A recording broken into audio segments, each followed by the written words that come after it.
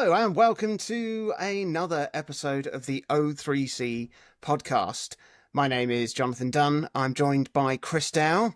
Delicious, hot, and square. And Jeremy Harvey. Mark your calendar for this upcoming Playdate. And this is our final Playdate of Playdate Season 2.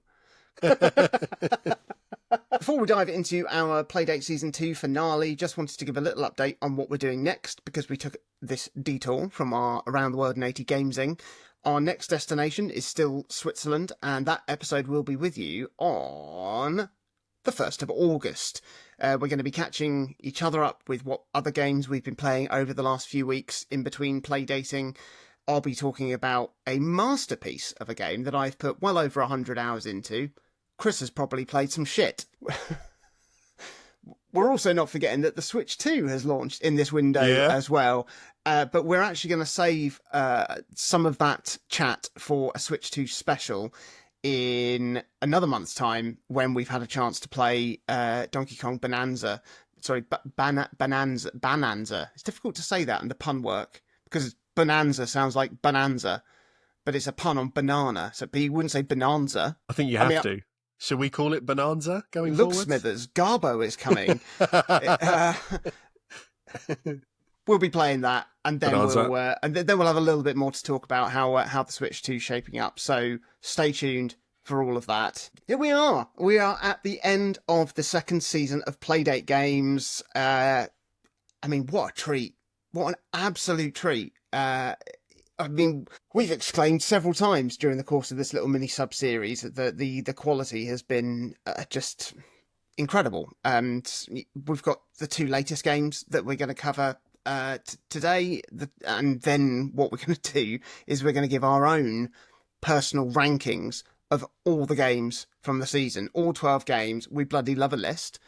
This podcast was born as a list. You better believe it's going to die as one. But first, let's introduce our guest for today. It's Jeremy Harvey.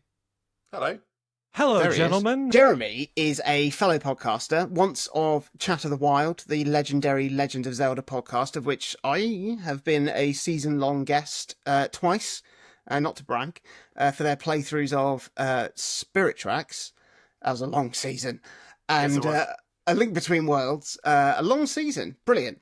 And his current podcast is Podcast Advance, a show that is aiming to cover every single Game Boy Advance game ever released. Both me and Chris have guested on his show in the past. I recently joined Jeremy to talk about the GBA versions of Tony Hawk's 3+4 in a timely discussion ahead of the brand spanking new remakes of their console counterparts on all modern systems. It's not a paid advertisement. So do check out. I wish it was. I know, right? I know. I've had to fork out for a code in the box for Switch 2. Yeah. I know, Wankers. fools. Wankers. Do check out that episode and follow and subscribe to his shows on your podcast catchers of choice. And it's mad that, Jeremy, this is the first time you've been on this show as a guest. We've long since mooted it. This is the first time we've actually managed to make it happen. You know what? I'd still love to do a proper Zelda ranking episode special with you, going through all of the Zelda games. Maybe invite on fellow Zelda heads and also previous members of the show. Minty Booth, Casper Meyerowitz. Let's ear-date that for a ear-date. That sounds fantastic. Yes, that sounds earmark fantastic. that for a date in the future. But for now, it's Playdate time. It's Playdate time. I've been talking for too long in the presence of two people who are listening. Jeremy, Chris, you can for a bit, but still. Jeremy, keep stum. Why don't you tell us about your journey with Playdate? Were you immediately sold on it when it was announced? Absolutely. I'm a longtime fan. The whole reason that I have a Game Boy Advance podcast is because I love handheld devices. I have a swath of them right here. You know, I was showing my Game Boy Micro. I've got this little Ambernick that is great for playing Game Boy Color games. Oh, nice. But still have a Vita that does get used every once in a while. The 3DS XL that can be used for 3DS, DS, and, you know, if you do a little work with it, Virtual Boy, other games, things like that. I love handheld devices, and the thing about it is that I love ones that bring something new to the table. You can have like something like the Steam Deck is amazing because it can do everything. But in the same breath, it's what we're seeing with so many of these other handheld PC devices that they are all largely the same thing. You're just balancing, is battery life better? Can I get slightly better graphics off of this? What are the ergonomics of it? But then when they announced the Playdate, I think I was very early on the news for it, like possibly within the week of the announcement for it.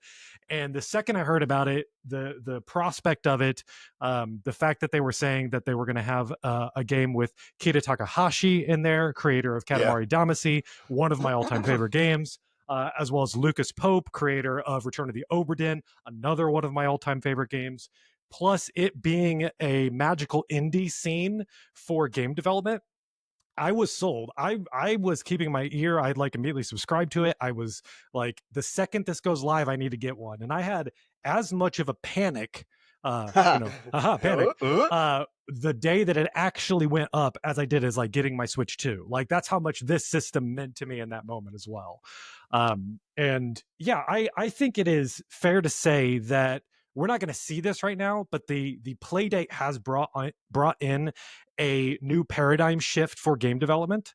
The fact that we are going to be getting new people that have never maybe developed a game before, trying something and seeing, oh, I can maybe make some money off of this, or I'm learning things about myself in the process.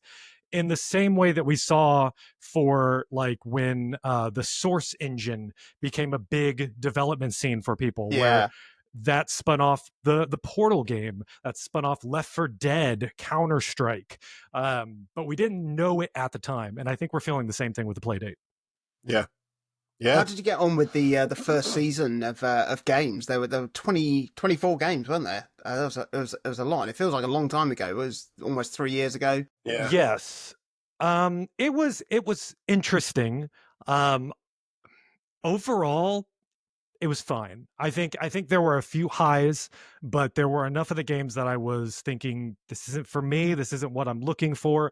Fortunately, I didn't have to wait long for the catalog to get introduced, so I could find my own games and buy those individually.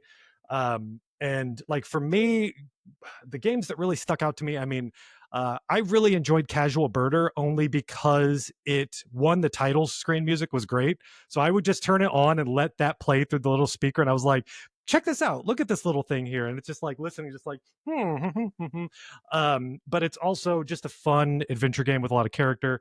But Ratcheteer was also just the high at the end of that too. Me being a big Zelda fan, I thought it was a great Zelda-like. But the games in between, there were a lot of interesting experimental things. And unfortunately, most of it just didn't quite click with me. This season, whole different story though. Oh yeah, we'll get onto that. We will. Have you got? You must have then some outside of season 2, which we will come on to. What have been some of your favourite Playdate games, Playdate experiences? Let me turn the volume down on this while I bring that up. Yeah, so Mars After Midnight. Again, I would mention Lucas Pope.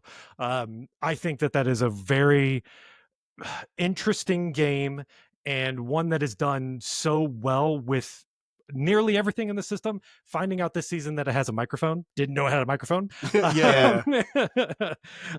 But everything about that, I just love the character of it, and it being, I wish it could have been more closer to Return of the Obra Dinn, but it is closer to Papers, Please, which is also very good.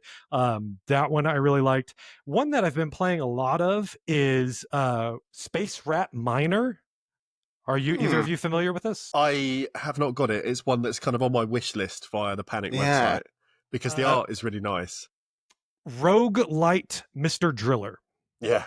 Okay, I am buying that. It looks big GBA style as well. Like there's something about the art. The whole thing is. It has very good art. I think my only complaint with it is that there is not enough audio feedback. I thought my game was broken for a bit because you hold down the A button to drill, but there's no sound effect for the drill. And so I'm pressing it, not realizing what's happening, and I kept dying at the very beginning. And I was just like, something's wrong with this. But it is just like Mr. Driller. You're drilling down. You're trying to find little things, jewels, as you go down, surviving as long as you can, and then once you get to the first mini boss, the first boss, there's 4 bosses. Once you get to the first one, that then unlocks the shop, which turns it into, up until then it's roguelike because you die and you lose everything. Then it turns into roguelite where you can buy permanent upgrades for it. Fantastic. But yeah, very good. I'm looking it up now. $10 plus tax. That's an expensive one. A That premium is, experience. Maybe you want to wish list it for a sale, maybe. But it's one to check out. It's wish listed. Absolutely. Excuse me. So aggressive. It was, I know. $10 by Bash. $10 for a video game? Rank off. They should be free and entertain me forever. How do you obviously during season 1 of the Playdate, like, we were playing our Playdates a lot. When the catalogue came out, we were playing our Playdates a lot. How have you found that, like, Playdate has fit into your gaming habits kind of since then? The truth is, Jonathan, before you approached me about coming on for this, I was not really ready to buy season 2 and hadn't actually touched my Playdate in months. I kept it charged, but it wasn't given, there's so many games out there to play. So little time as an adult to really find time for that. Even as a single, a child-free, adult here, there's still just only so much time. And as someone that I have all the systems, there's a lot of great games out there. I was just thinking Switch 2 all year, just waiting for that. Like, sort of all I've been doing was sweeping up my remaining Switch 1 games that I was like, I want to finish this game before the Switch 2, not realizing I'm just going to play a bunch of Switch 1 games on my Switch 2 anyway.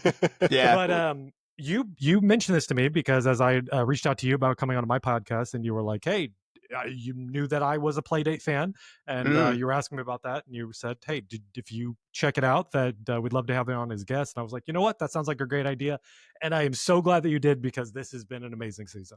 And I'm very happy to have this thing brought back in again and have it in my backpack with my Switch 2.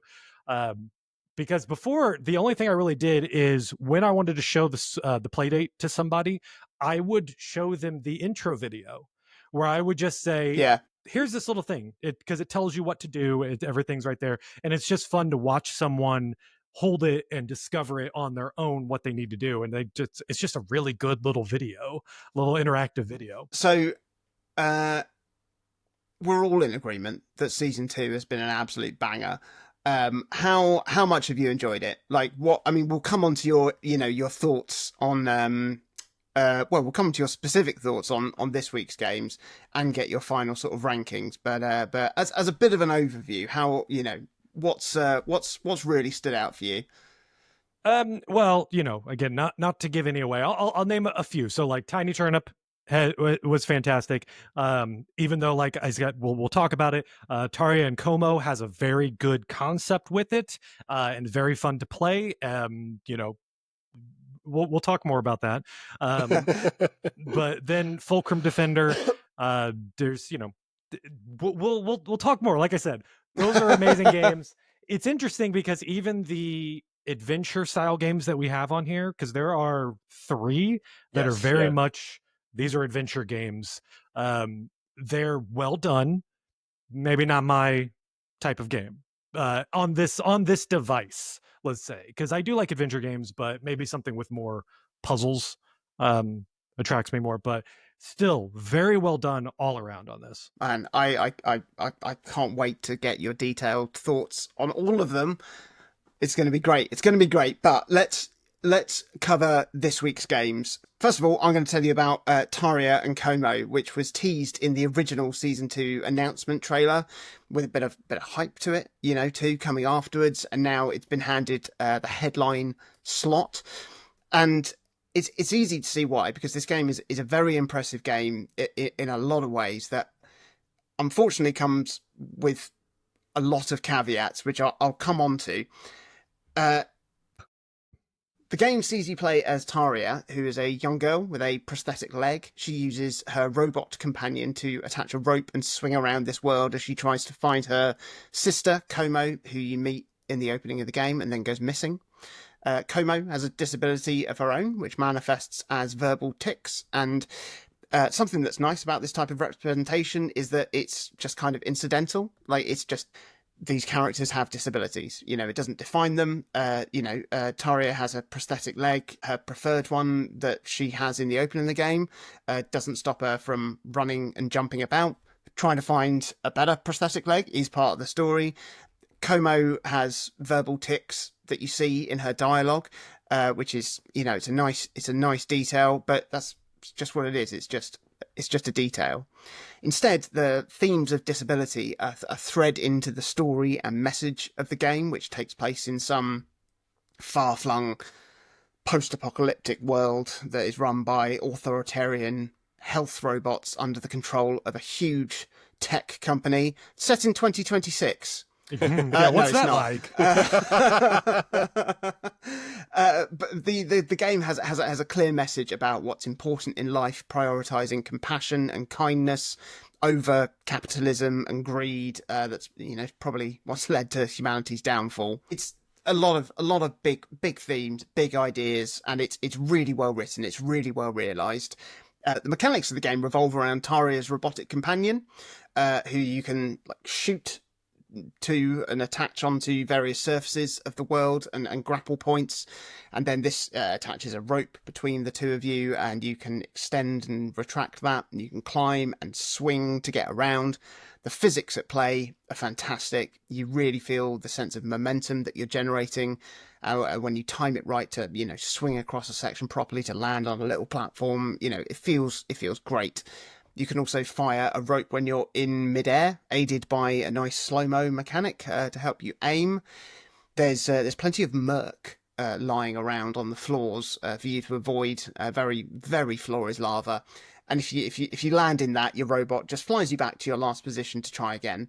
I haven't got hugely far into the game yet. I think I'm on about chapter 5 or chapter 6 maybe, but I've already tasted the Metroidvania-ness of it by unlocking some abilities to help reach different areas of the game. It's always a fun setup. The writing and dialogue in the game, they're really, really good. They're great characters, interesting dialogue, authentically written, clearly got just a very great, fully realised vision for this world. Clearly, this game is very, very good somewhere in there, but it's hampered for me by what I really think are self-indulgent design decisions. The pixel art in this game is absolutely stunning. It is extraordinary. The level of detail, the backgrounds are just, they've got so much to them. There's parallax scrolling. The sprites are so crisp and clean with amazing, personality and, like I said, a level of detail to it that you just don't see in other Playdate games. And that's because having that level of detail on screen makes the game run like shit. And after talking about top bins, top bins, last week, being in need of an editor, I think Taria and Como needs to have. I mean, it's difficult to say this because I know that as Panic produce these games, but it really needs. It's akin to what I've been faced with when I've been making films or designing stuff. These sort of dilemmas where I've got maybe a particular shot or a scene or a line of dialogue or something that I just absolutely adore, but just doesn't work or fit into the overall scheme of things. It's that, kill your darlings type of thing that all creators have to do. And until I learn how to be more objective and strict with myself, sometimes those decisions had to be made by someone else for the benefit of the whole piece. And whilst it would be a huge shame to shove all of this amazing pixel art in the bin, I'd much rather this game be sparse and smooth than beautifully detailed and clunky. Because as it is, the game is just feeling like a trudge to get through. this could be a very meta decision about how displeased Taria is with her Tesco value prosthetic leg that she's handed and has to deal with. Maybe. There are some beautiful parallax scrolling comic panel sections for story beats. And I couldn't help but think the beautiful pixel art, if it is going to appear in the game, put it there, and it'll be lovely. When you compare something, say compare it to Tiny Turnip, which wasn't entirely bereft of performance issues, but it is very, very few and far between. And on the whole, the aesthetic for that, was just minimalist and clean. It meant that the experience of playing the game was incredibly smooth and enormously enjoyable. It's like the difference between choosing performance and quality modes on modern consoles. I feel like Taria Como needs an option like this, basically to say play with or without the backgrounds. And I feel that the game is also aware of this issue because it opens with an accessibility warning about its flickering visuals. And it says you might want to go into your accessibility settings and turn reduced flashing on to counteract the level of flickering that you'll get from this game. And I can't remember if we included it in the edit or not when we chatted with Jan. I remember him saying that it was a really common problem when using sort of dithered pixel art to render shades in one bit, that when it scrolls, it tends to flicker. And someone in the Playdate dev community found a good fix for that issue. I think it was like offsetting it by a frame or two, to stop that. But Taria Como hasn't addressed this issue in the game. Instead it asks you to leave the game and change a setting on your console to counteract it, which doesn't even eliminate it entirely either. And the frame rate is still inconsistent. As inconsistent as a cheap bunch of bananas, I wrote. Not bad. Not bad. 6 out of 10. Yeah, it works. Needs some work. There's a similar looking swinging platform game coming to catalogue soon called Owlet's Embrace. And I remember seeing like a trailer for that, and it looks to be running very, very smoothly, much more so than Taria Como. However, I went back and watched the trailer for Taria Como, and it runs very, very smoothly. And I have a suspicion that then it is not being captured running through a Playdate, rather maybe running through the Playdate simulator that might have a little bit more juice behind it to get it running smoothly, because the game does not play that smoothly.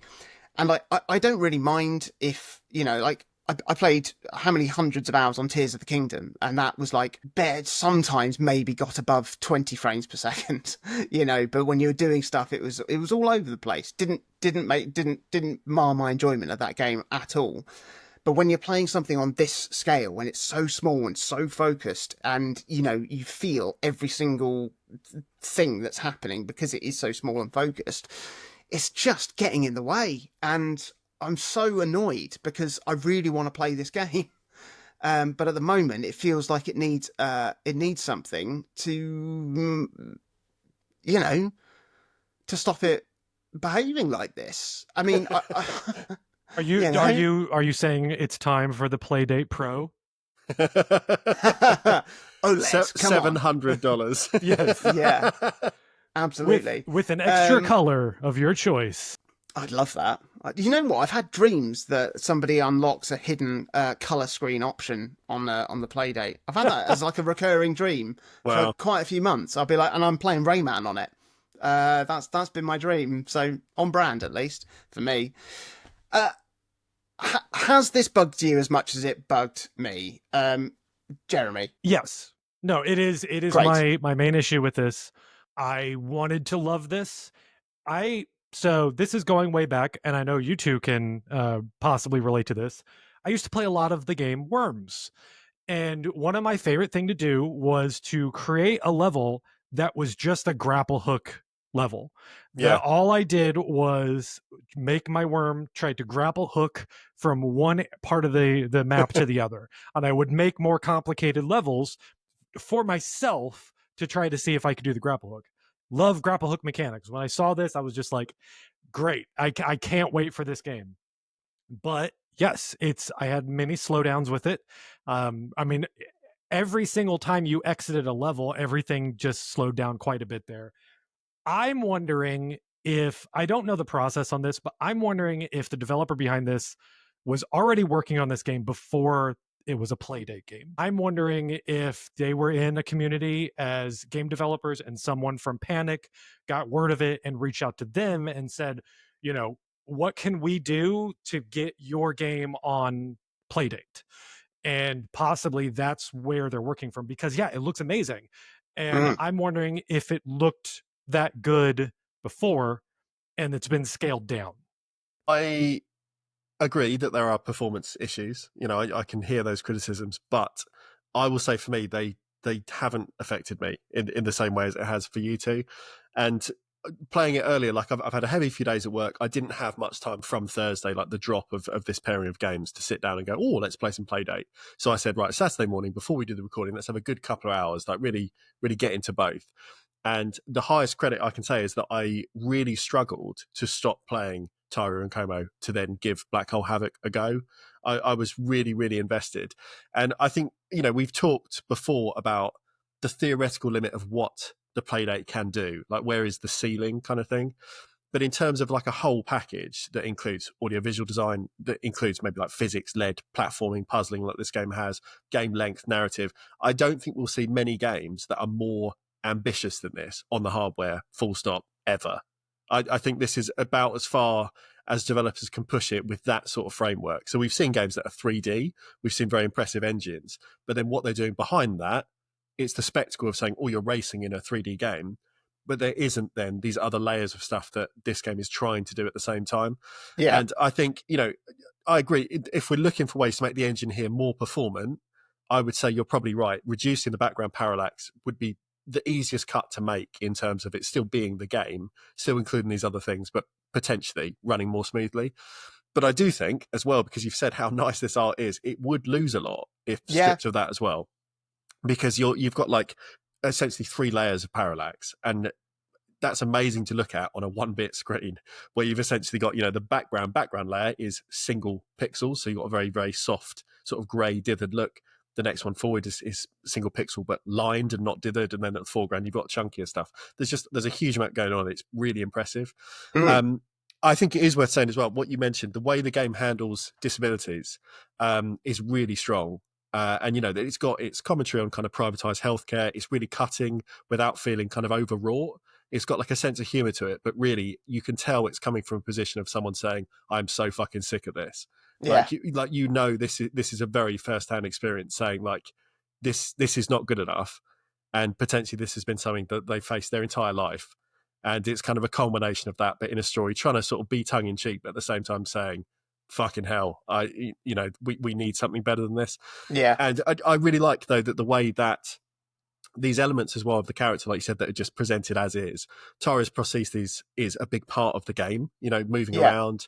The sound design ties to that. There's always little subtle things that make it part of the character, part of what you're doing. But even like the robot helper, I think is meant to be a version of like an IV infusion stand, because you're constantly tethered. And repurposing things like that as kind of gameplay features, I think is just really clever. Yeah, really nice. The pacing of each stage as well, because they are cut into these little chunks, it really worked for me. And the performance, again, without like imminent enemy threat, which maybe is going to turn up at some point, but at least as far as I've not seen that, because it doesn't have that, and because it's got this auto respawn when you do kind of make a mistake. Missing a jump or a swing, even if it was to do with the frame rate kind of having a little dip, it never felt annoying enough for me to say, well, that's it, I'm just going to stop. Like I was able to carry on. And because you've got like the thing with the slowdown where you can kind of, you know, time your kind of shots mid-air, things like that, it just let me get better at the button inputs or tweak my anchor point until I solved the challenge. And yeah, I like it a whole lot. You know, we'll see where it falls on my ranking later, but I was just very impressed by the whole package. And that's not to take away from, you know, legitimate concerns about performance here and there. The biggest one, like you said, Jeremy, is entering and exiting stages.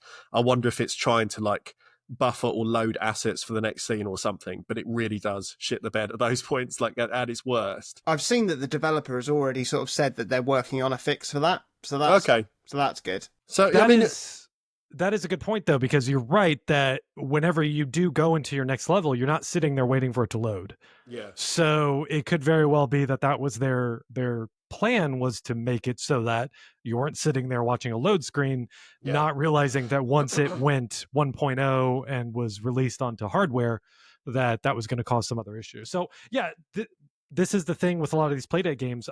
Listening to you two talk about this, and then the next week the developer was like, "Oh, I also listened to that episode, and I put out an update for this," and it's just like, that's amazing. And it's like it's so great that you guys are here in this position to be able to talk this way, and that you're getting the proper reception, because none of this is critical of it. I think I'm excited to finish this game, but Chris, after hearing what you've said, you're right. As I'm doing the actions, when I'm doing the things that I need to do to get through the level, it's running well. It's fine. Everything else is kind of slower to get there, a bit of a slower pace. That maybe I should take it as more of a scenic route to the next puzzle. Yeah, there you go. Yeah. There you go. I think, because I mean, like I said, clearly the game is brilliant in there, and I feel that in an ideal world, it would be running smoothly, and this would be incredible. I'd want to play this game on Steam if it had a Steam release. Yeah, I think it will. And I think it will. And I'd love to play it on Playdate, even if it were a bit more basic looking. I don't think it would take anything away from certainly the story that's being told. And the fun of the physics, playing around with that, I think would be exactly the same. It just, the art wouldn't be quite as deep. Well, wouldn't be quite as pretty, but I don't think it would mar my experience not having that, because I mean, Tiny Turnip was just black. Yeah. For texture. With grip. Yeah, that was it. And I've almost played through that twice now.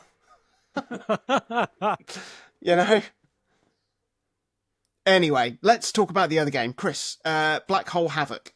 Black Hole Havoc. It is a game for people who like the analog satisfaction of pouring a perfect pint in root beer. It's a game for people who like the single screen arcade puzzling of Puzzle Bobble or Pang. And it is for people who like this sloppier of WarioWare's scattergun aesthetics. I would say that's who this is really aimed at.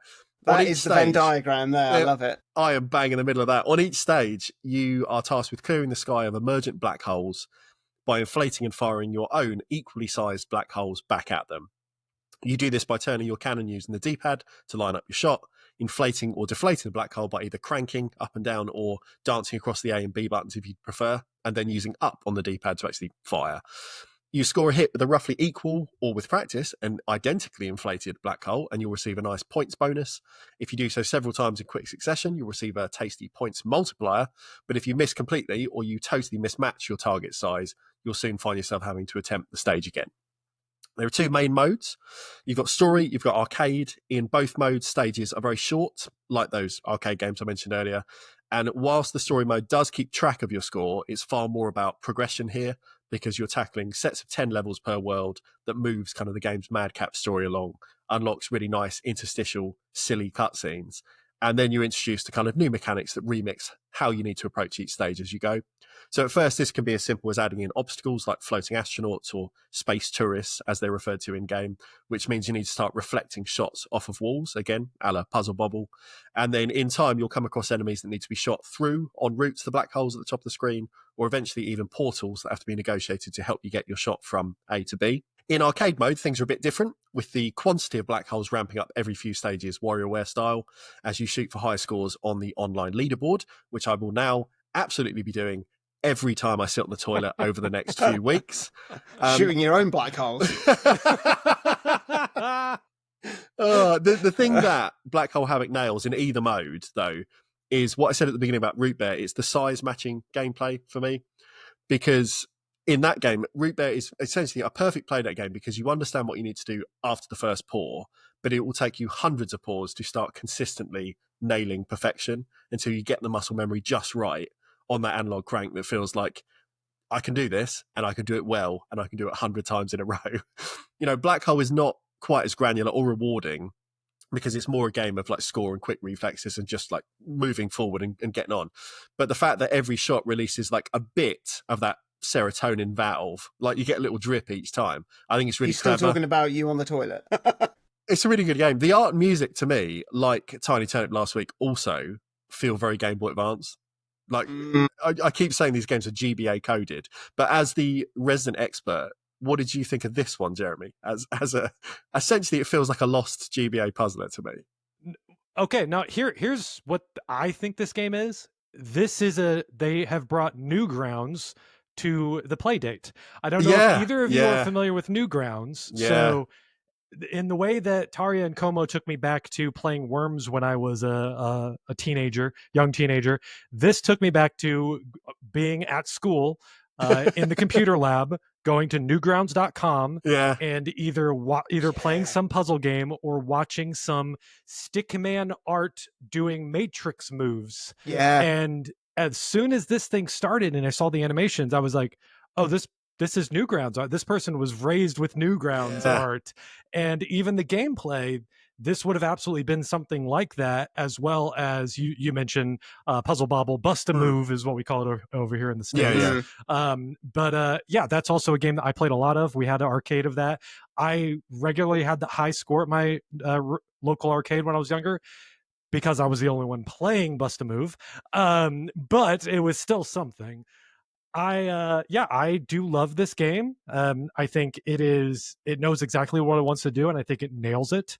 It lays it out where, you're going to have some trouble discerning the sizes of these things. Yeah. And that is a main thing. And it's like, if you get it perfect, great. If you're not exactly perfect, we'll accept it though. Just make sure that you don't also hit these things. And so it's not just, like you said, with Root Beer, which is really fun, but that one is sort of a one-trick pony in that way. This one at least takes this and says, okay, let's do that mechanic, but then also throw in this classic puzzle game mechanic with it as well. And then in between, we're going to do some wild flash animation stickman running around. I can't believe I didn't make the connection to the Flash stuff at all, but you're absolutely right. It's like Alien Hominid, the Behemoth stuff. Mm-hmm. It's that kind of style, isn't it? Yes. And it just totally escaped me. You know, it's as with everyone our sort of age and our age bracket, I absolutely played Flash games, on whichever site we were pulling them from. But I just, Minty would have got it. Minty was like an absolute Flash fiend.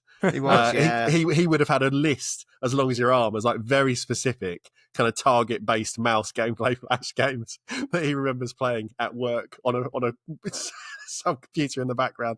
But yeah, good stuff. Jonathan Dunn, did you like this one?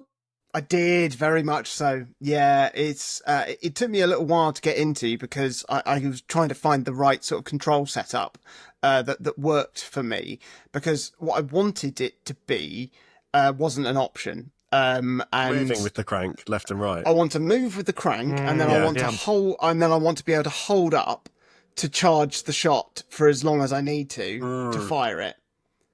Fair enough. Which is much harder than what you're doing.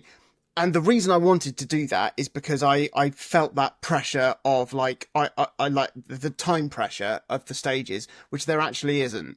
I mean there is in some mechanic comes in that, you know, amps that up a little bit, but I was like, got to do this quickly, and I was like, why are you making me take so long to do this? I was like, oh, because I don't need to. And once I'd sort of got comfortable, which I don't use the crank at all. I use the D-pad and an A and B to inflate and deflate it. It's great. It's really fun. I like the different sort of death animations and different death screens you get. Like I say, it's just really simple, readable, and it's got a lot of personality, and it's just very quick and very satisfying. I don't think is as refined as something like Fulcrum Defender. Yeah. But I'm playing it more. Yeah. Even though Fulcrum Defender is absolutely incredible. And I think now it's making me rethink my ranking. Oh, I've already moved a couple. As we're talking about this, I moved two. So I was like, you know what? Yeah.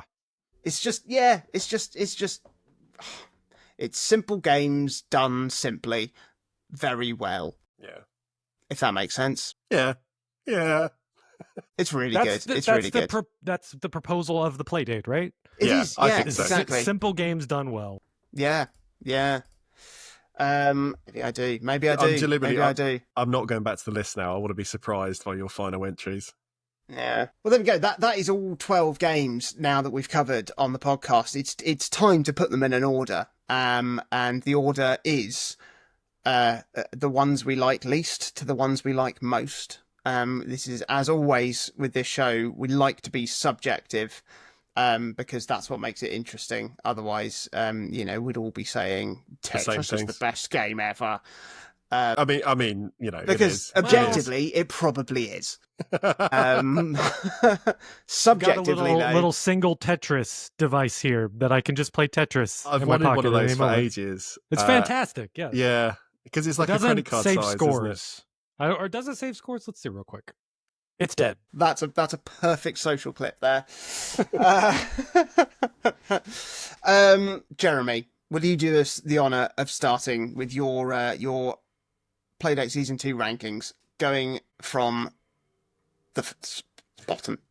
So we're not including Blippo TV then. You said 12, so we're not including Blippo. Okay, yeah, that's fine.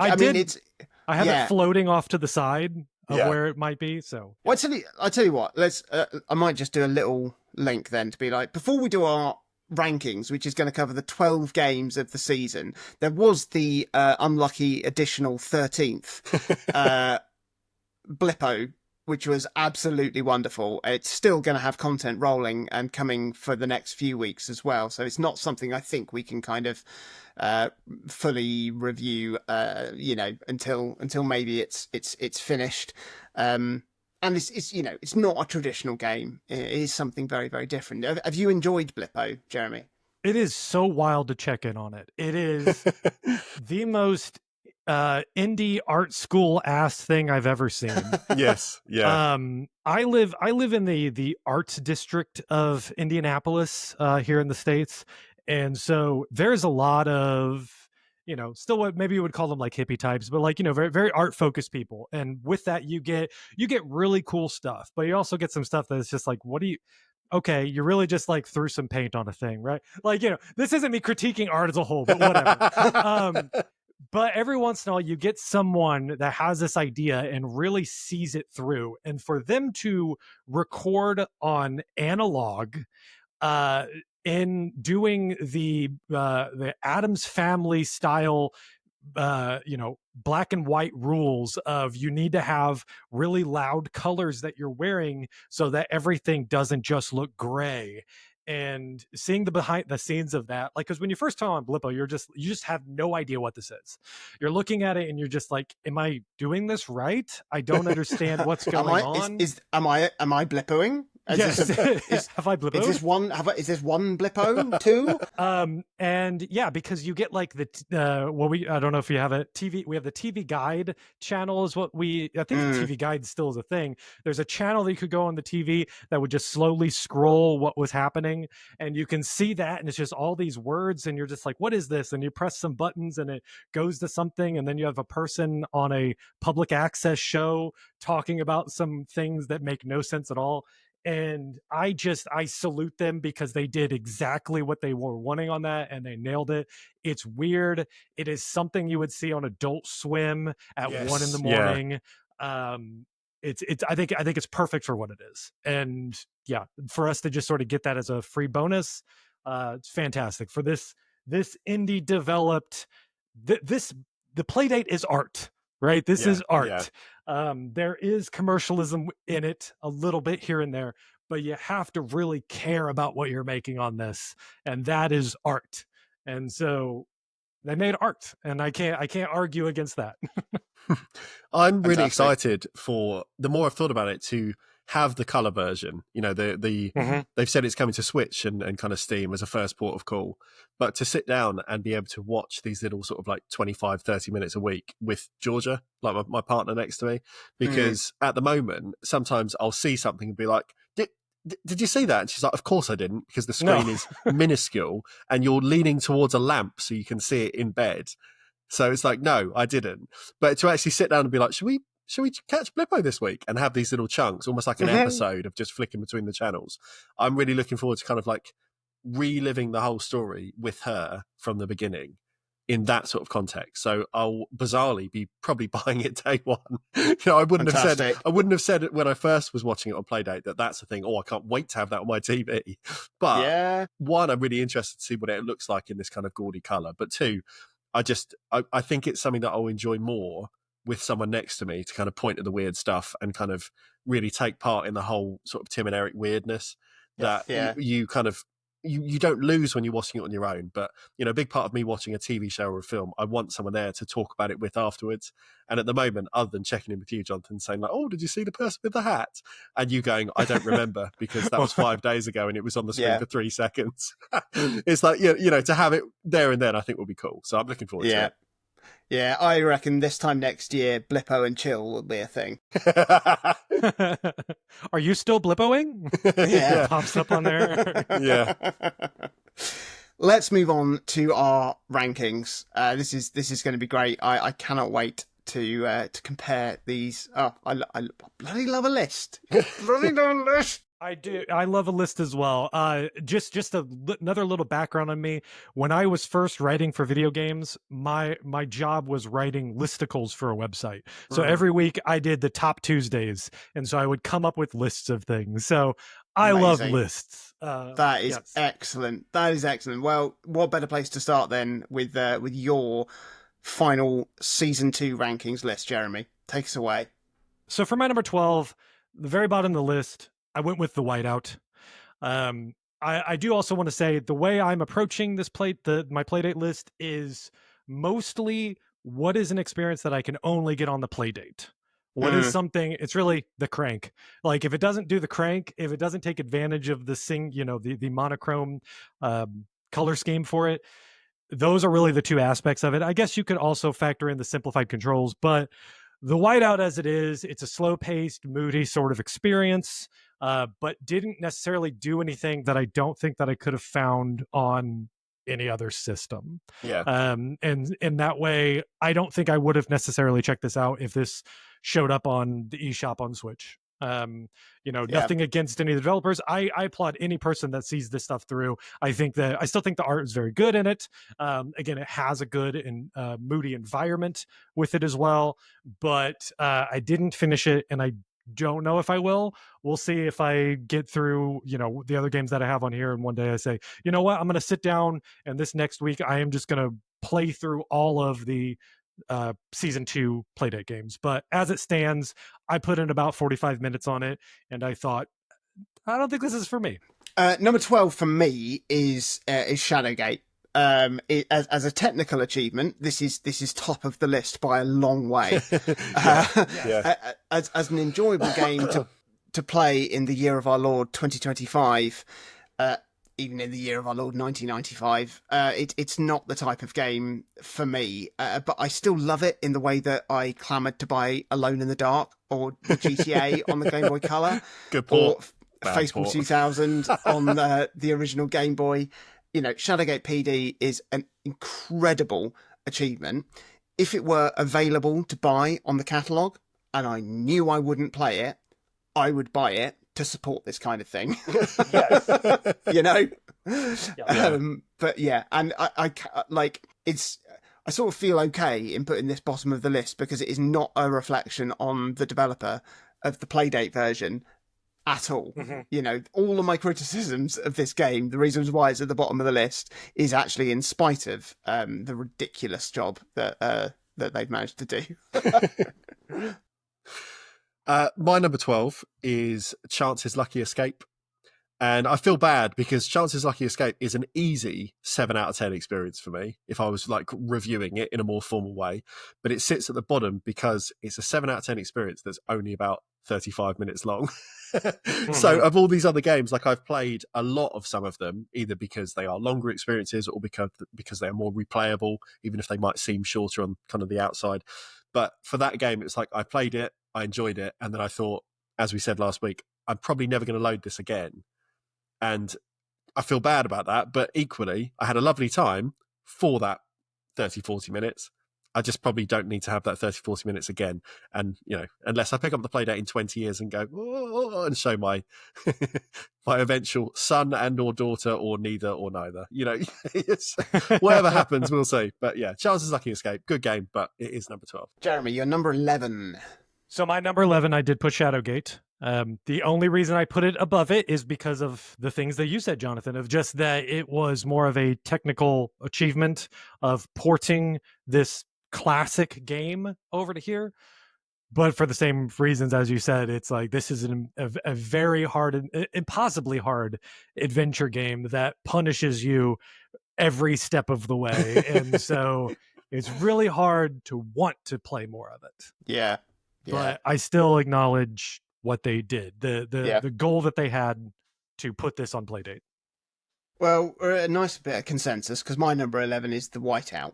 I was really enjoying the Whiteout. I liked the pacing of it. It lacked the atmosphere of something like Saturday Edition. It lacked the attention to detail that made that game so extraordinary.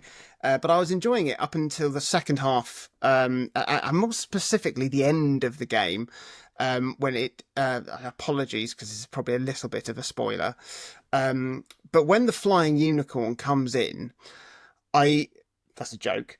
I guess that. But you never know. When it switches perspectives, I thought that it might finally deliver on what I wanted from The Last of Us Part 2, where you play through the whole set of circumstances of the story from two different points of view, but then no way to actually express any sort of opinion or make a choice as to where your own morality lay, which The Last of Us didn't allow you to do, which meant the whole thing was just a big, pointless wank. I hoped that the Whiteout was on its way to doing this when it switched perspectives. But it felt more like the developer just changed their mind halfway through the game or ran out of ideas for one character, because it doesn't deliver on that idea. And the game just ends so suddenly without any sort of resolution or even a final story beat. Again, it just sort of smacks of running out of time or running out of ideas or both. So I was left a bit disappointed in the end, even though the first half of the game, I did really enjoy. But yeah, didn't stick the landing. Chris? My number 11 is Shadowgate.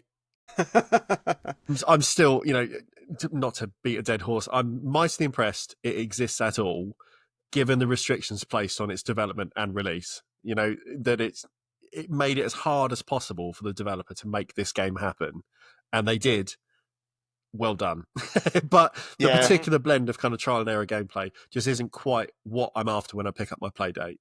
So the same as you've said, if it appeared on the catalogue, I would still be buying it.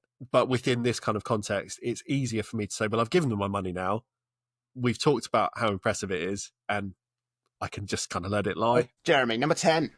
So my number 10 is Chance's Lucky Escape. The reason this was up higher for me is because, again, it's an adventure game, very short, but it reminded me of the DS era of adventure games. Yeah. Of things that did little wacky things that you would have to do with the system and all of that. Yeah. And so that sort of nostalgia for me, I guess you could say, is what put it a little bit higher. Ditto.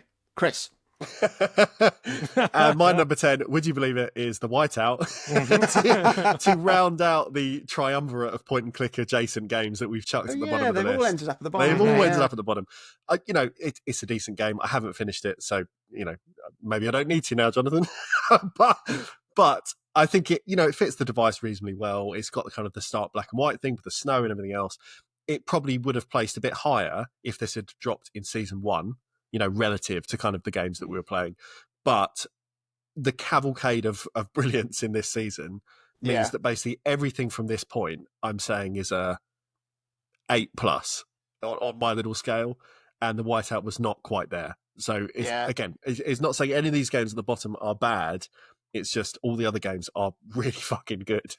Yeah. It's funny, how isn't it, that, review it. our rundown of season 1 had Saturday Edition at the top, which was a point and click game. Yeah, right. And it's still probably my favourite Playdate experience, mostly because you can crank and roll his shoulders. You know, maybe if you could have done that in the whiteout, it would have got an extra point. But maybe. Goodness me.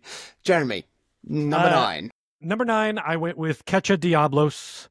For this one, it's hard. The game's really hard. Yes, it is. Yeah, it's difficult for me to enjoy it because I love the idea. I love the idea of a game that you're very, very arcade-like sort of experience. It reminds me somewhat of something like a Geometry Wars, where you're in a contained space and you have all these enemies around you and you have to destroy them, right? But you're doing it in a strange circular pattern that you have to capture each of them in to kill them. It's hard to tell how close you can get to an enemy. It's sometimes difficult to know, like, okay, I need to back up. I need to undo what I'm about to do here. It's not clear on what items do necessarily, or what you can do to make items show up more.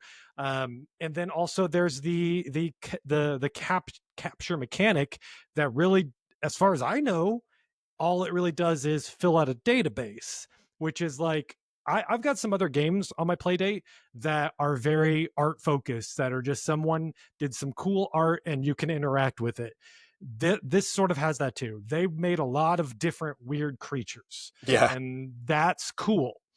But it's not necessarily a fun game to play for me. Yeah, I mean, my number 9's Catcha Diablos as well. Yeah, clearly technically excellent, but yeah, it's just that difficulty balance is just too unforgiving, I think, for the amount of concessions that aren't made, certainly in the options. Yeah. The one thing I will say is that the game has been patched to tweak it slightly.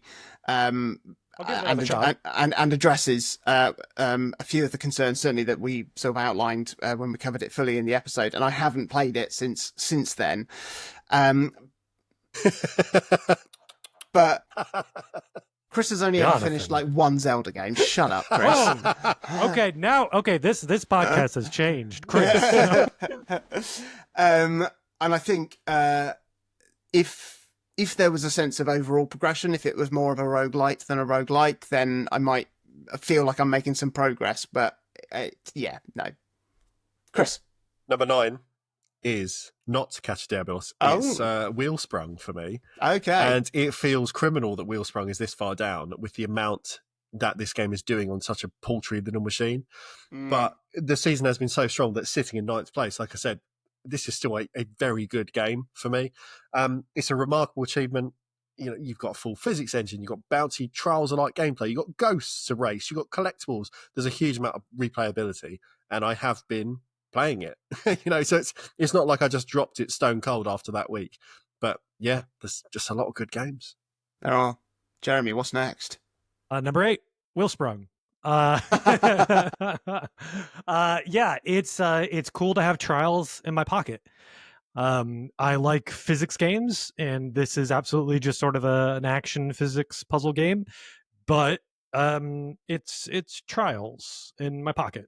It's not this is the Playdate game. This isn't the game that I come to the Playdate for necessarily.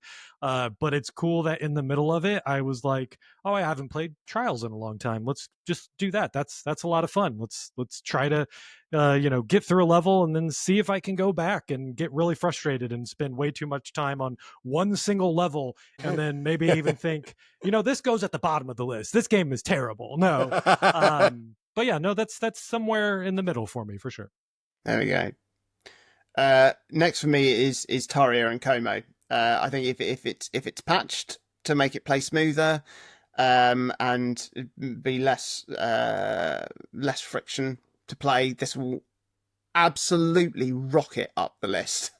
But as it is, I feel like I'm just grinding up against it at the moment, and I think that's going from probably a 50-50 me problem versus a problem with the game. And, I get that because I stand by what I said earlier. I think there's a brilliant game here. It just needs tidying up a bit, I think. My number 8, I was quite surprised where this ended up settling. I've put Fulcrum Defender, which is an extremely me game. I think it's an excellent arcade rogue like. Is that right? You both know these terms. Yes. I'm just it's a roguelike. Yeah. I haven't got a clue. But anyway, I feel like I would have enjoyed it more if it was less roguelike and more just arcade for me. Because like the reason Be Kind to Yourself remains a console favourite for me is that once I learnt the rules, it was then just about practicing and mastering the game. And if you have a good run, it's because you made it a good run. I played well, my score went up. That was all on me. And in Fulcrum, you can be amazing with the crank and you can be kind of landing every shot brilliantly. But if you get the wrong power-ups, you're just going to have a bad time, especially if you're playing on the slightly higher difficulties, because it is balanced and you can do well with a bit of practice and everything else. But there are definitely synergies that are like, this is the winner, versus ones where you go, I'm doing okay, but I'm not really progressing. So that kind of thing is what kind of lets it down. And I guess that's a big part of that genre in general, that you need to have the highs and the lows, and that's how kind of how it balances out and everything else. But for me, I just wanted to be good at shooting and be able to say, look at my score, because I shot so many things really fucking well. Sure, yes. Jeremy, number 7. I went with Otto's Galactic Groove. Now this would have been, just right in the middle. Let's just to make it clear, like, as we're ranking these things, this is just like, this is a good game. This is a solid game. My issues with it are just that, and I love rhythm games. Just to be clear, Rock Band is one of my favorite games. I still have Rock Band equipment in my living room, ready at any moment. If I have a group of people over and I'm just like, hey, we're going to do some Rock Band, because enough people will be like, if you don't know how to hold the controller, do you want to do karaoke? There you go. Yeah. But yeah, I love rhythm games all around. And this one I thought was just a fine rhythm game. I didn't think that it did anything revolutionary. It wasn't necessarily bringing anything other than how you interact with it with the crank. And I was reminded of Trombone Champ with this one. Yes. Yeah. And Trombone Champ has a lot of silliness with it, where you get feedback even when you're sort of messing up, because if you're perfect in Trombone Champ, it sounds really good, but the margin of error is so tiny in Trombone Champ. That's why it's fun to play, because as soon as you get in that 1%, it starts getting real wonky. Very funny. Yes, yeah, it is. This one, it just cuts out, and it's not even listening with headphones. I'm not getting the feedback. I'm not getting the clang that you get in Rock Band, where you clearly just hear the guitars drop out. In this one, because a lot of it is more electronic music and the way that is like very digital sounding, it doesn't really feel like you are losing something when you do make a mistake. Yeah. And for that reason, it didn't encourage me to want to go back, because even at the end of it, I was just sort of like, a song still sounded pretty good. I don't know what they're talking about. I got a C on this or whatever. I refuse your feedback. Yeah, I was like, I did a remix of it. You're welcome. I'm performing as I want me to perform. Yes. But that's my main issue with it. Number 7 for me is Otto's Galactic Groove. It's sharp. It's fun to play. It's got really good. I like the music. The art is lovely. I mean, rhythm games. I love the practical rhythm games. Guitar Hero. I love that. There are some rhythm games that I've really, really enjoyed. I mean, it doesn't feel like something that I need on my Playdate. There's a catalog game called France Horn, which is basically Trombone Champ, and that's. Yeah, it's called France Horn, where you play a French horn, and that's funny in itself. It's called France Horn. I like that. It's. I think that the thing that gives Otto's Galactic Groove a little bit of a bonus point is the custom track creator, which I had a bit of a play with, and it's very, very good. It's very easy to use, and that, if that got some community use, then you can start to see this game have a much longer lifespan. I don't think anybody is going to attempt to do what I was started doing, and I started small and just went to try and do a chart for the Genesis song Mama, which is a 7-minute single about prostitute. But and I was like, it took me ages, and I was like, bloody hell, the vocals still haven't come in yet. But it was, but it was cool. It's cool. So yeah, it's nice that it's got that as an additional thing. My number 7 is Otto's Galactic Groove. Hey!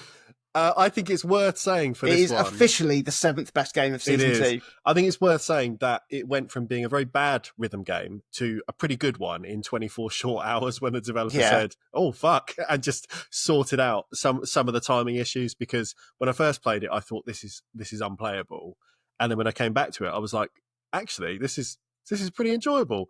And I think, it's a perfectly decent game as long as you do the 2 things I said in our full review. Make sure the game's updated for a start, and you will have a better time playing with headphones as well, because the speaker does not love sort of that much fidelity coming through its little mono grill. So yeah, it's a good game, but probably the best rhythm game on the Playdate, because we're not kind of drowning in options for that. But yeah, I totally get what you were saying, Jeremy, about kind of like a slight lack of feedback means that it can be hard to kind of feel driven to correct a mistake or do better next time, because it's not always that obvious where something was dropped, unless you're really scrutinizing kind of like the on-screen prompts as they pop up to say good, great, perfect, whatever it is, sort of thing. My number 6 would be Taria Como. No. I did have that, like, I think I had it like one lower, and that as we were talking about it, I was like, hang on a second. No, I actually really like the core mechanics of this game. It needs to go up one on here, because I can't, after you talking about, how you were not held back by the technical limitations that the game is suffering from, that made me think, you know what, I shouldn't be as critical either.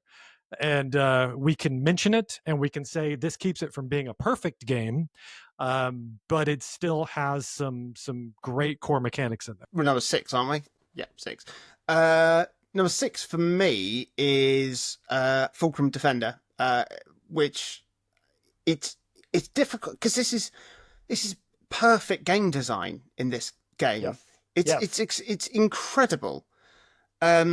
But I haven't been drawn to play it. Okay, I can't argue that. I can't argue that. It's like I had the choice to play it. I've played something else instead. But it's brilliant. All right. My number 6 is Long Puppy. Fuck off. Long Puppy. Jonathan, okay, calm. It is Yeah, anarchic, silly canine fun with a lot of poo. It's a joy to get around. I'm working my way through it bit by bit and trying not to get scared when the big... Shit by shit. And try not to get scared when the big ghost dog comes to chase me. But yeah, I like it a lot. I know that you like it more, and we'll hear about it further up the list, I imagine. Maybe. Well, obviously. That's how lists work. Yeah. Yes. Jeremy, number 5. Black Hole Havoc. Again, we're getting to the top. It's in the top 5. Like this has been an amazing season of games. This is sitting, at number 5 for me. It is. I know what it is. I'm glad that it's here. I like being able to use the crank to, make the black hole bigger and smaller, and finally tune that. Jonathan, I agree with you. It'd almost be interesting if I could press a button and lock that size in, and then switch over to the crank to then adjust that. Potentially only crank controls on there. That could be fun. Maybe it wouldn't be better. I don't know. Just spitballing there. But great puzzle game. Love it. 5. Yeah, Black Hole Havoc, number 5 for me. Easy peasy. Yeah, it's great. It's really good fun. The thing I'll say about this, certainly over Fulcrum Defender, because I put them right next to each other, is I think I'm going to play Black Hole Havoc a lot now. Because I'm really enjoying it, and I'll probably complete the story mode. Arcade games and score chasing things we know aren't massively my bag, and I think that I will return to Fulcrum Defender and possibly put in more time into that in the future, because it's just such a good game. So that's number 5, Black Hole Havoc. My number 5, which is a real surprise, is Catcher Diablos. Because this is a surprisingly high entry for a game that was driving me absolutely loopy. But the fact that I keep going back to it surely means I like it. Like I keep playing it, and for kind of the week after we did our recording about that game, I always have my Playdate next to my laptop. I get up in the morning, I do kind of a bit of work before I leave for school. I would pick it up and do a run each morning, and I was compelled to keep going, and I was getting incrementally better, even if my brain still had this little fart sometimes when I just start cranking the wrong way mid-circle. But this is another game, like you said, patches have improved it.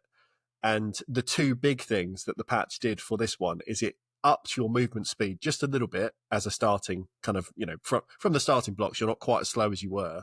You famously said, Jonathan, last time that it was like starting on a -1 or -2 speed. Yeah. And it did feel like that. And it's kind of, it feels, we're about a 0 now. And I think that's where it should have been.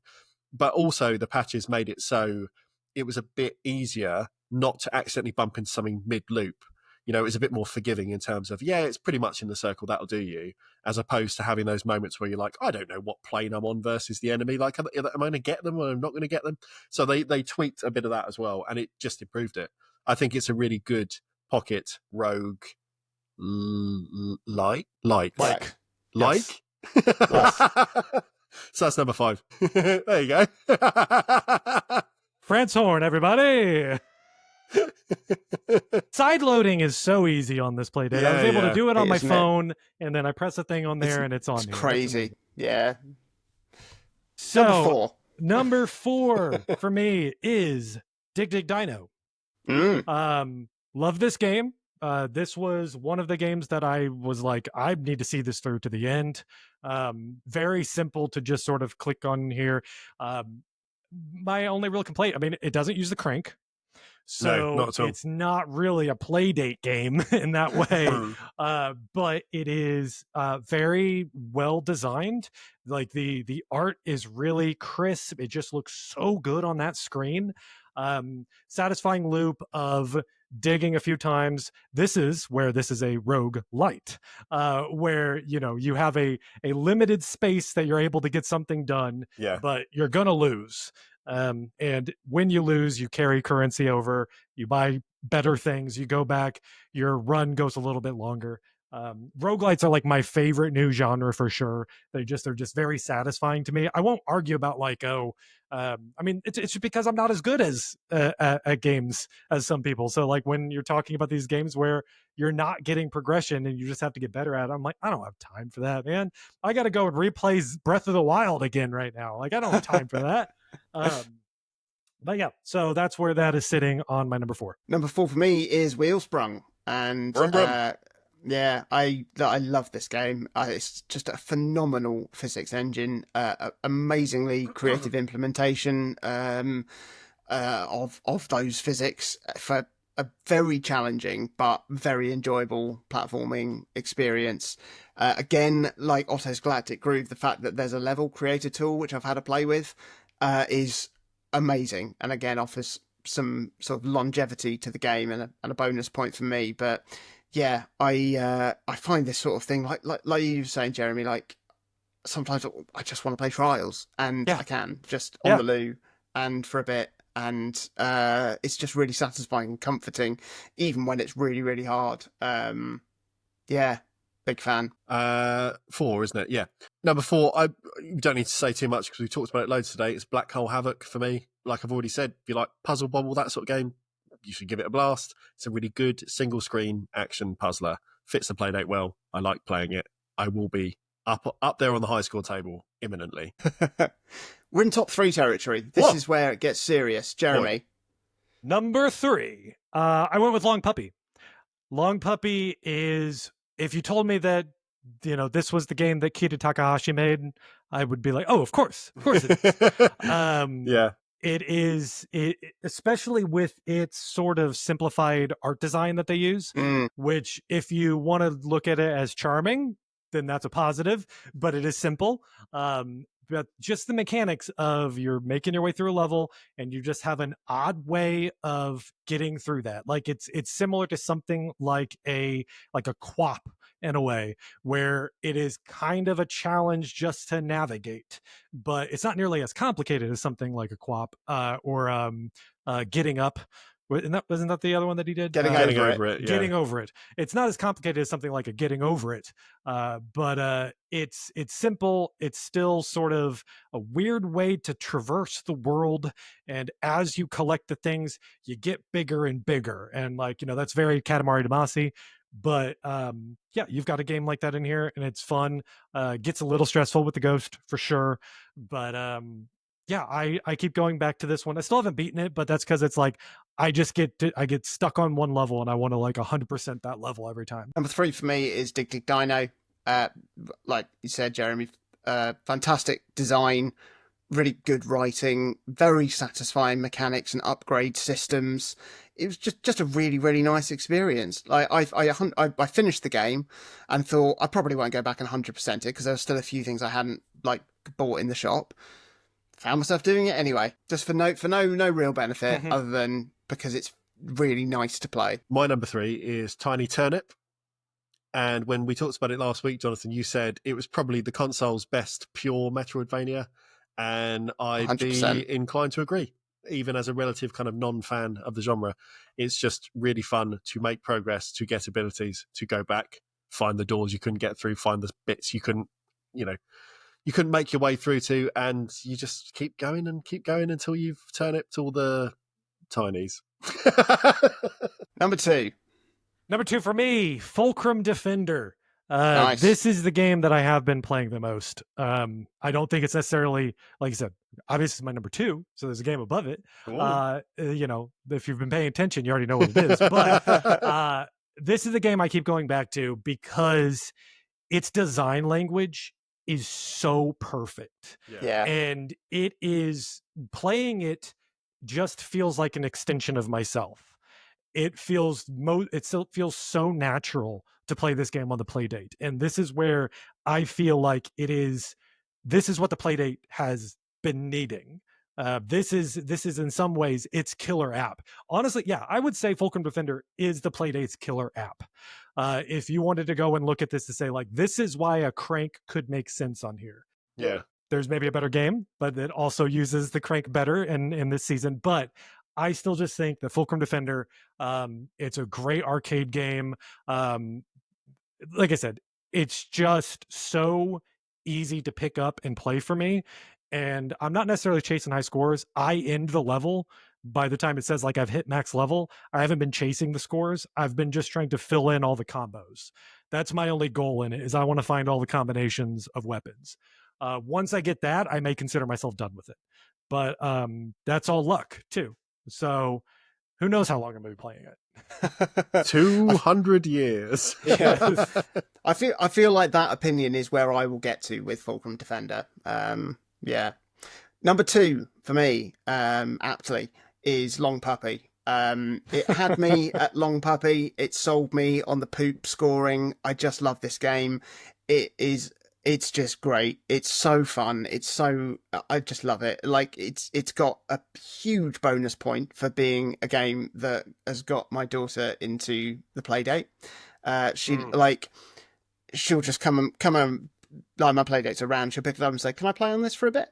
And not necessarily to play Long Puppy. She has played quite a lot of it and really enjoyed it. But she just likes it, and that's becoming a very special thing to share with her, and I love it. But yeah, Long Puppy is just a dream and a joy. It's come on. Number 2 for me is Taria Como, because despite some of those slight performance, despite some slight performance degradation in certain areas, I still think this could well be the best showcase of how far developers can push the Playdate in terms of a whole package. Like I said earlier, I'm having a really good time. I want to go and play more of it in a moment, if I can find a good little nook in front of a lamp somewhere. If not, I'll do it over breakfast. But yeah, I'm determined to get through this one because I'm having a really good time. And I want to see how it resolves itself, because the whole kind of story of it, the whole kind of aesthetic of the world and everything else, I'm just really, really taken by it. And I'm looking forward to seeing, if there is a patch, if that improves it even further. But even as is, I think it's a real achievement on the Playdate. Jeremy, what's been your favourite game of Season 2? That would, of course, be Tiny Turnip. Correct. Tiny Turnip. Yeah, this game, it's a mini Metroidvania. You all talked about it. I'm in the third area right now. I've been taking my time with it, but the second I started playing this, the movement, I was just like, of course, like why it took us 3 years to get to here, but like, of course, this is the kind of game that you need to make for this system. um it's one that you get some upgrades, but because it uses physics, there are techniques that you can kind of develop on Mm. your own. I was playing it, about an hour before we started recording for a bit, and I just clicked something in my brain where I was like, oh wait, actually I should be dropping down a little bit more often on certain things, because if I time it just right, then I can go and grab this. And it's just, there's all these little things in there. I did have some sequence breaking that I did in the game, though, that kind of threw me off at the beginning, where I was rubbing up against the wall and then it teleported me up through the ceiling, Link's and I was in Awakening a different style. area. Yeah. And then Ganon was there, and I didn't know what to do. But no, I teleported up, and I was like, okay, that was weird. And suddenly I was in water. Fortunately, I kept floating, but I saw I wasn't able to swim yet, but I was just floating up, and I was like, I don't know what's going on. I see a meter ticking down. Am I going to die? And I get to the top, and I'm like, okay, let's figure this out. And actually managed to skip a bunch of stuff, which was fine, except now that it's like there may have been a star or two that I should have gotten on my way there, that I may have to go out of my way and try to just be like, okay, looking at the map. That's my biggest complaint, is I don't think the map reads as well in a Metroidvania, because there are just certain things that you can't necessarily say, oh, okay, there's a gap here, I should go to that place. But when you go there, no, there's actually a wall. It's just, it doesn't read on the map. So if they fixed that, then yes, this is a perfect game. But it's still my number one for this season, that's for sure. Yeah, it's that's literally my only criticism of the game as well, is the readability of the map. I had a couple of instances of that sort of slight glitching. It didn't affect me at all. It didn't take me to like a different section or anything like that. And but Time Turnip, yeah, it's my number one as well. Obviously, it is an unbelievably good game. I think it's probably now in my top 3 Playdate games of all time. I think, with Saturday Edition and Under the Castle. It's just amazing. I finished the game. I went back through to mop up the stars that I hadn't found, and then I unlocked a second playable character, and I'm now playing through the game as that character. It plays exactly the same. Okay. But Okay. still worth it. But it's so good to play through this game that I will be there day one for Tiny Mountain, Turnip Mountain, when that's released on hopefully on Switch 2. I'd love that. But or if he makes Tiny Turnip 2, because like you said, Jeremy, this is the game that should be on the Playdate. This is it. Chris, take us home out of step with everyone else as usual. Dig Dig Dino is my number one. And for me, I thought you were going to say Tetris Effect. It could not be Dig Dig Dino, because once I started playing it, I kept playing it until I could play it no more. And of all the games this season, this is the only one that I didn't play other games on other platforms for the 4 or 5 hours it took me to beat this 100%. It was just, if I sat down, I was playing Dig Dig Dino for that time. And everything else has been a case of like, 10 minutes here, 15 minutes there. And then I'm doing other things. I'm messing around with the Switch and, whatever I might be playing in the background. This is the only game that I said, I've started it and I want to finish it now. And I just kept going. It's somehow incredibly casual without ever feeling pointless. It's got really lovely kind of overall design. It's got great art. The gameplay of digging is addictive. The feeling of just getting through the ground is addictive. And yeah, I had a great time with it. I think with all these games, it's worth saying as well, as we kind of get to the end of this list, this season could have cost double, and I still think it would have been really good value for kind of what we've got out of this. And the Playdate, they are premium experiences, and sometimes people kind of get a bit rubbed up the wrong way when it's like, game catalog's $8. It's quite a lot for a little black and white game, is it?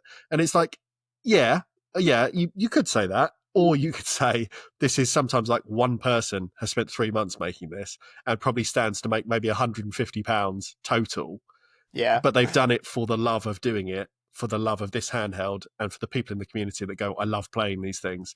And to be able to kind of support it and see Panic be able to deliver on that season promise that they had all along has just been a real joy. And like I said, the games that are further down the list, the numbers make them sound like, oh, I didn't like that. Fulcrum Defender at number 8, I still had a bloody good time with. Yeah. You know, Right. going further down, like none of them were bad games. They were just games that, you know, in an order of ranking, you got to put one at the top, one at the bottom. But I don't think anything from this season was a bad time. I had a really good time with everything. And being able to kind of talk about them like this, you know, like Panic always intended, to say, here's your 2 games this week. What do you think?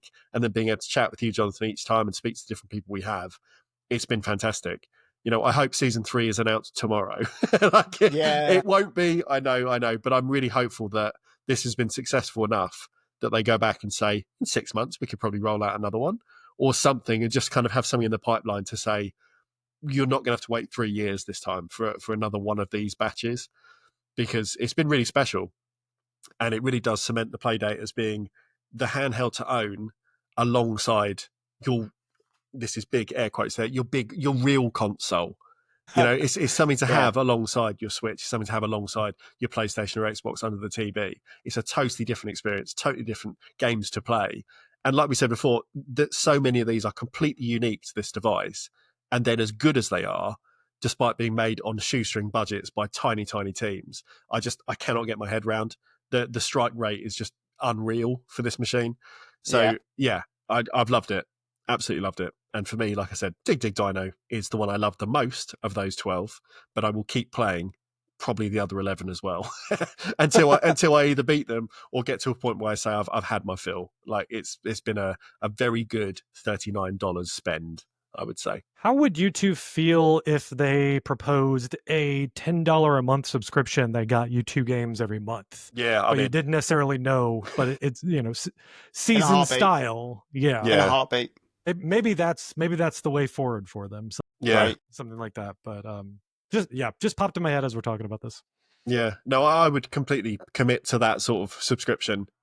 I think it's like something we talked about with Krista and with Arissa as well, about like the personal side of Panic and the personality that the Playdate has. You know, I feel I can trust them.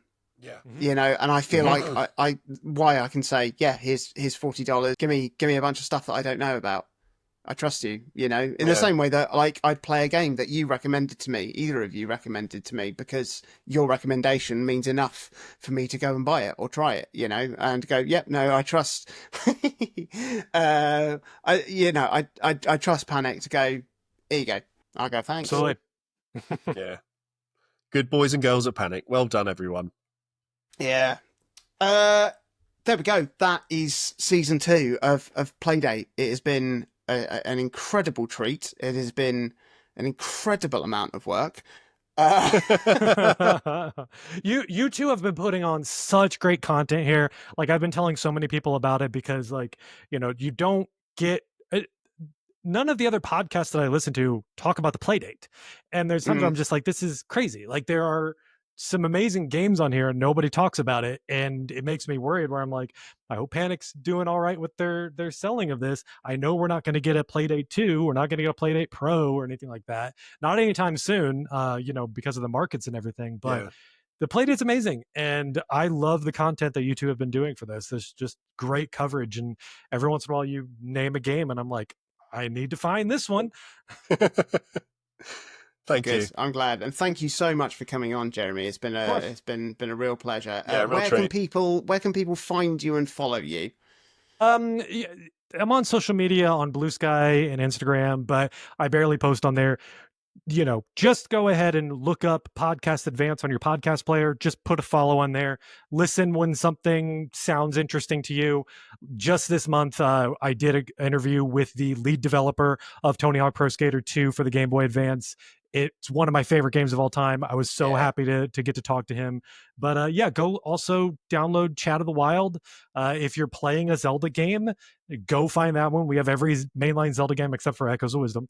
But it's a play along podcast that you can, it's timeless. You can just go ahead and I'm going to start playing this game. Listen to episode 1. We'll tell you what to play through.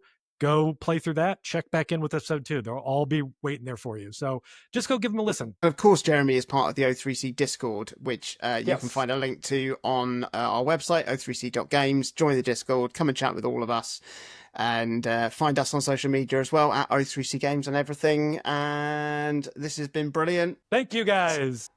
Wait, here, I'll take us out. Hang on. Perfect. Perfect. Definitely putting that in.